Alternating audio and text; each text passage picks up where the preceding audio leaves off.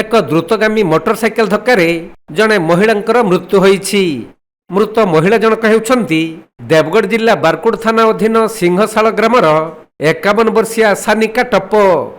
ସେ ନିଜ ଘର ପାଖ ନିକଟସ୍ଥ ଏକ ଦୋକାନକୁ ଆସି ଫେରୁଥିବା ବେଳେ 10 ନମ୍ବର ରାଜ୍ୟ ରାଜପଥରେ ଅତି ଦ୍ରୁତ ଗତିରେ ଯାଉଥିବା ଏକ ମୋଟରସାଇକେଲ ଆରୋହୀ ତାଙ୍କୁ ଧକ୍କା ଦେଇଥିଲେ।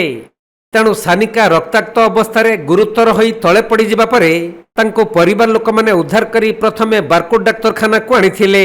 କିନ୍ତୁ ଅବସ୍ଥା ସଙ୍କଟାପନ୍ନ ହେବାରୁ ପୁଣି ଦେବଗଡ଼ ଜିଲ୍ଲା ମୁଖ୍ୟ ଚିକିତ୍ସାଳୟକୁ ଆଣି ଭର୍ତ୍ତି କରାଯାଇଥିଲା। ହେଲେ ଚିକିତ୍ସାଧୀନ ଅବସ୍ଥାରେ ତାଙ୍କର ମୃତ୍ୟୁ ହୋଇଥିବା ବେଳେ ବାରକୁଡ଼ ପୁଲିସ ମୃତଦେହକୁ ଜବତ କରିବା ସହ ଦୁର୍ଘଟଣା ଘଟାଇଥିବା ମୋଟରସାଇକେଲକୁ ଜବତ କରି ଥାନାରେ ଚାଳକଙ୍କୁ ଅଟକ ରଖି ତଦନ୍ତ କରୁଛନ୍ତି।